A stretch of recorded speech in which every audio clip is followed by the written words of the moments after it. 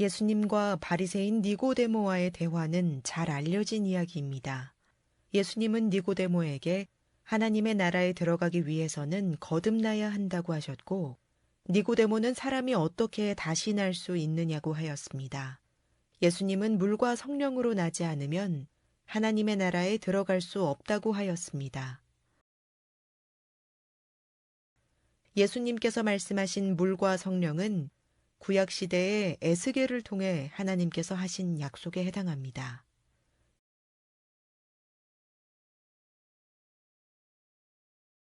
다시 말하면 하나님께서는 물로 정결케 하고 새 영으로 부드러운 마음을 갖게 하여 하나님의 율례를 지키게 하시겠다는 것입니다.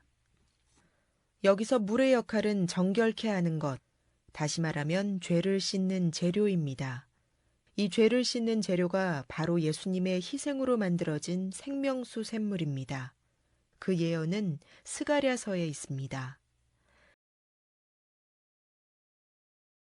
이것은 언젠가 죄를 씻는 샘이 열리게 된다는 예언입니다. 그때가 언제일까요?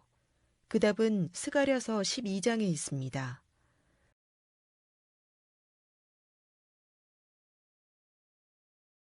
여기에서 그 찌른 바 그를 바라보고의 그가 바로 십자가에 달리신 예수님을 말합니다. 그런데 이 구절은 잘못 전해진 것입니다. 히브리어 성경에서는 그 찌른 바 나를 바라보고로 되어 있습니다. 다시 말하면 이 구절은 예수님께서 직접 말씀하신 것입니다. 이 예언은 예수님께서 태어나시기 520년 전에 주어졌습니다. 스가랴서 12장 10절에서 13장 1절까지가 바로 예수님께서 직접 하신 말씀입니다. 이것은 예수님께서 육을 입으시기 전에 신으로 계셨기 때문에 가능한 일입니다.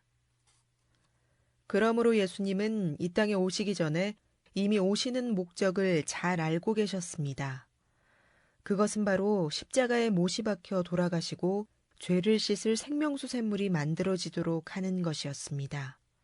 물론 예수님께서는 희생제물이 되시는 것이고 실제 그 제사를 받고 생명수 샘물을 만드는 것은 하나님께서 하신 일입니다. 그래서 계시록에 보면 생명수의 강이 하나님과 어린 양의 보좌로부터 흘러나오고 있습니다. 예수님은 이 땅에 계실 때 당신이 십자가 위에서 돌아가셔야 생명수 샘물, 즉 생수가 만들어질 것을 알고 계셨습니다. 그리고 생수가 얼마나 중요한 것인지를 잘 알고 계셨습니다. 그래서 사마리아 여인과 우물가에서 대화를 나누실 때에도 생수에 대해 자랑을 하셨습니다. 목이 마르신 예수님께서 사마리아 여인에게 물 좀 달라고 하셨는데 그 여인은 유대인이 어떻게 사마리아 여자에게 물을 달라고 하느냐고 말했습니다. 그러자 예수님은 당신이 당신과 말하는 자가 누군지 알았더라면 그에게 생수를 구하였을 것이요. 그 물을 마시면 영원히 목마르지 않을 것이라고 하셨습니다.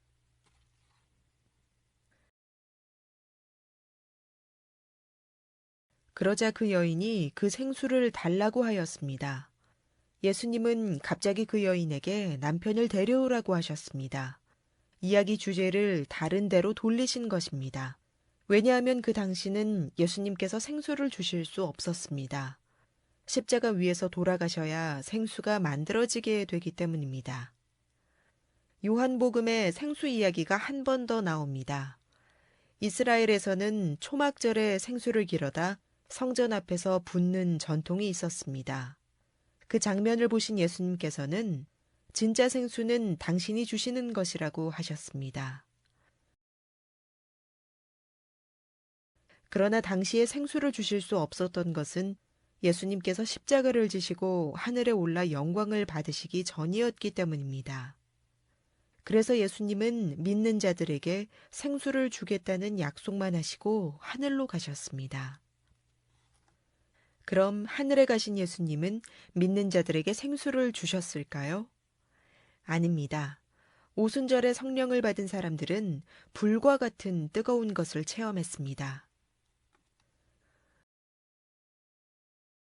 성령을 받은 사람들은 방언을 했는데 이 방언은 외지에서 예루살렘에 와 있던 사람들이 알아듣는 그들이 사는 지역의 언어였습니다. 그래서 모두 놀라서 소동이 일어났습니다. 어떤 사람들은 성령을 받은 사람들이 불의 기운에 얼굴이 벌게진 것을 보고 술에 취하였다고 놀렸습니다.